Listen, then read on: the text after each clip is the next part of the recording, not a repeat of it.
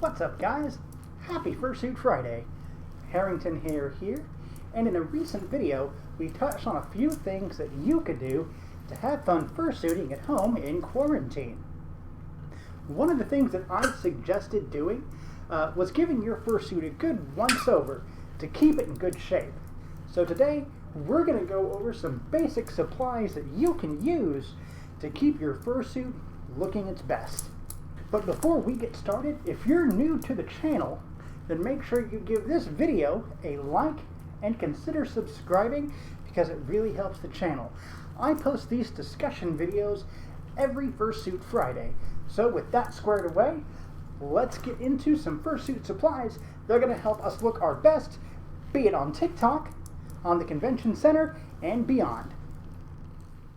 Okay, so before we get started, just a heads up, you will be seeing human hands in this video, not paws.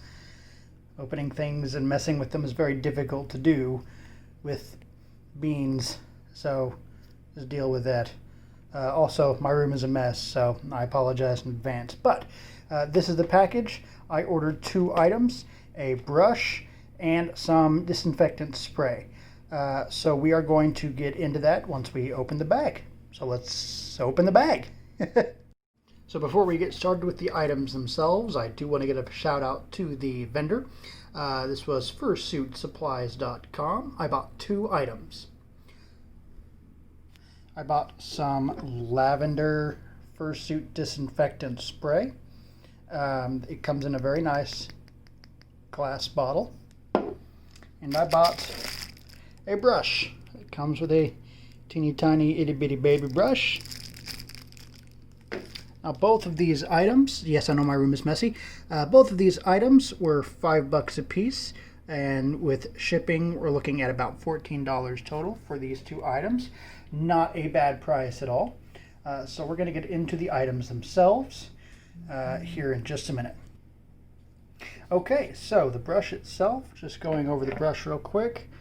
There was a bit of this in transit, but nothing, horrendous. It's fine. This is a pretty simple, pretty standard fursuit brush for the hair. It also comes with this smaller brush, which is, I assume, for smaller detail work in smaller, more difficult to reach places. And this is a lavender scented cleaning spray. It's a disinfectant made with lavender essential oils, alcohol, and water. And you spray this outside and inside of the fursuit, but not on any airbrush areas like the eyes, or if you have your fur airbrushed to a certain pattern, try to avoid that area and make sure you dry it before you put it on. So we're going to do a quick once over on Harrington's head, so let's get into that.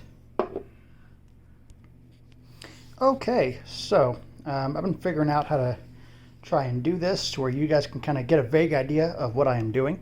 Here is Harrington's head. He needs a nose. I know this. I'm working on it.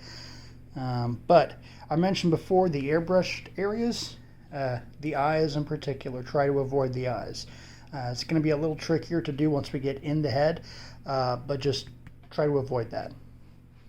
So the first thing we're going to do is take our spray and give it a good shake. All right. It does smell pretty good. Okay, and just give it a good spray. Good spray. Right on the snoot.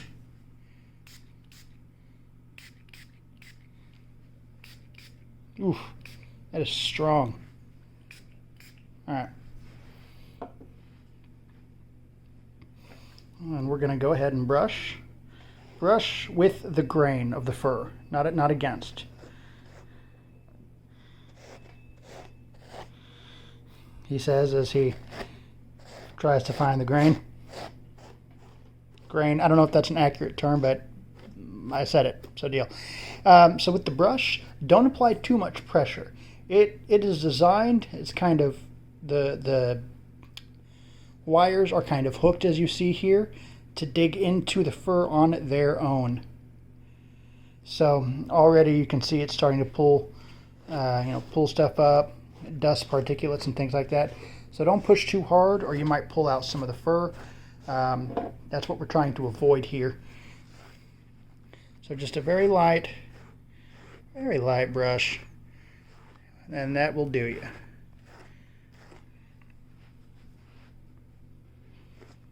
Okay, that looks good. So we're going to go these ears here.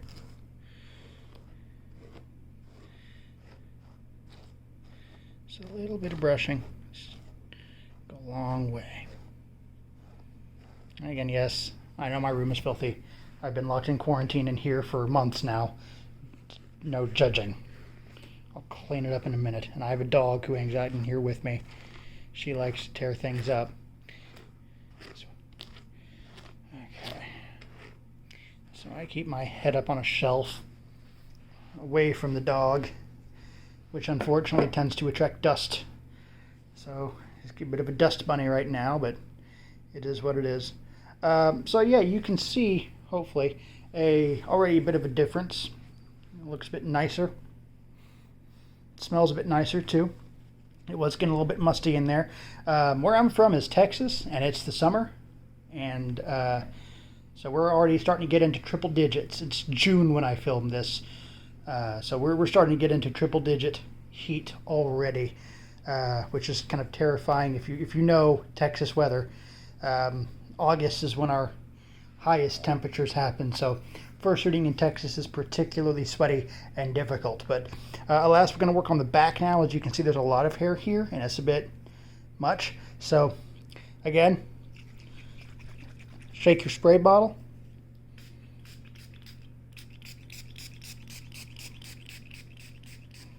It's a good once over. Nothing too heavy.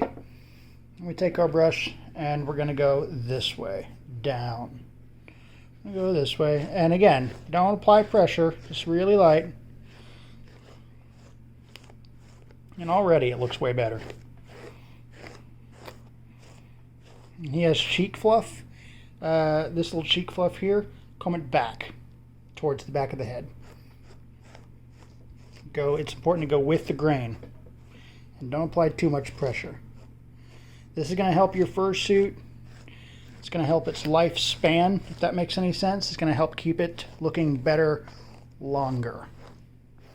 If you don't take care of your fursuit, if you let the sweat and moisture get up in the foam, because these things are mostly made of upholstery foam, so if you let the moisture get in there, it's going to start getting moldy. It's going to start eating away at the foam, and that's no good for anybody. So save yourself some time, some money, some grief, and clean your fursuit.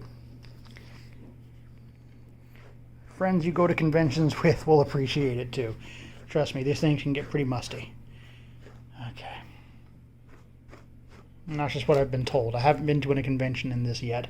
I got this fursuit just as this whole quarantine business was getting started. So hopefully near the end of the year, fall, winter, whatever, or maybe next year, if we're not so lucky, maybe I can hit up a couple conventions. That'd be pretty neat. Okay, so that looks a little bit better. Yeah, that's a bit nicer, isn't it? All right, so the next thing we're going to try to do is get inside of the head, do a little spray. We're not going to have to brush the inside of the head, obviously, but I'm going to try to, I have a pop socket here. Hopefully it won't block out the camera too much, but yeah, so I want to see if I can show you. I'm going to show you the inside of the head first. So we see the inside of the baklava here, which is basically the head covering that goes inside. It's the lining. That's where we want to get, because that's where the head is, our human head, and that's where the sweat is going to be. So we're going to do our best to get in there, and I apologize that it is so dark. Vision is going to be limited, but I will demonstrate the process as I do it. Okay. So we're going to try to roll back the flaps here and open up the head as best we can. I believe that's correct. Yep, okay. So, and again, it's very dark, so I kind of have to do it by feel here. So we're just going to have to take that on faith Also, you might want to do this with the fursuit on its back, or the fursuit head rather, on its back, just so you don't accidentally get into the eyes, because you're supposed to avoid the eyes. Okay, so just make sure. We're going to put our hand in the head here like a very creepy puppet and just spray away.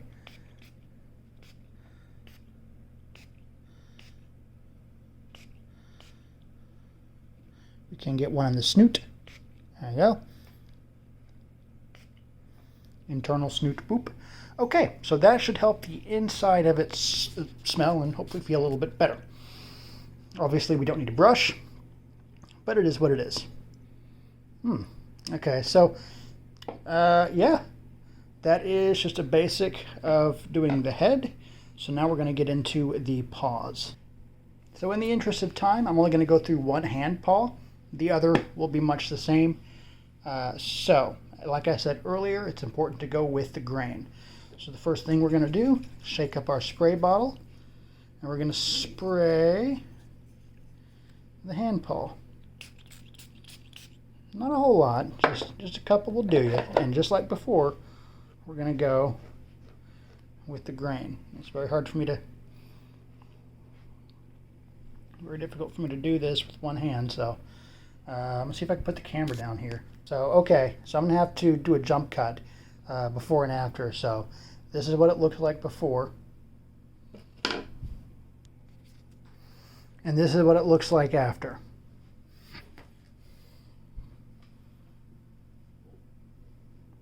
So you can very plainly see a difference. This will kind of poof itself out as it dries off, but it looks a lot smoother. You can see the fingers a bit better. It feels a lot softer. It's a lot nicer. So make sure you brush your hand paws too. 2, 1.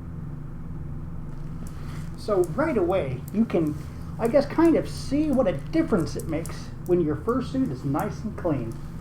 Paws look better. You can see my fingers. And it just looks nicer. It's going to really extend the lifespan of your fursuit. It's going to feel nicer to wear. It's going to look nicer on TikTok or Instagram on the convention floor. And it's going to, more importantly, extend the lifespan of your fursuit. Taking care of it is an important part of owning a fursuit. Like any expensive piece of costume, technology, whatever, you do have to maintain it from time to time.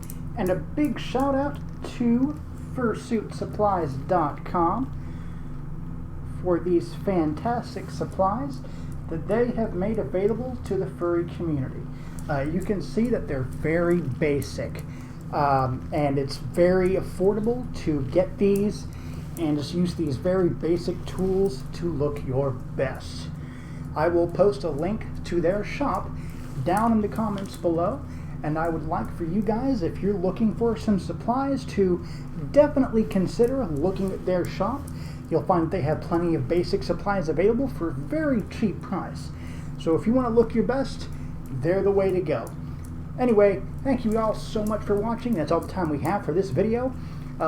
So how often do you guys brush your fursuit? How often do you maintain it? How often do you do a deep clean? What's your regimen? Let me know down in the comments below. And until then, I will see you guys next time. Bye-bye.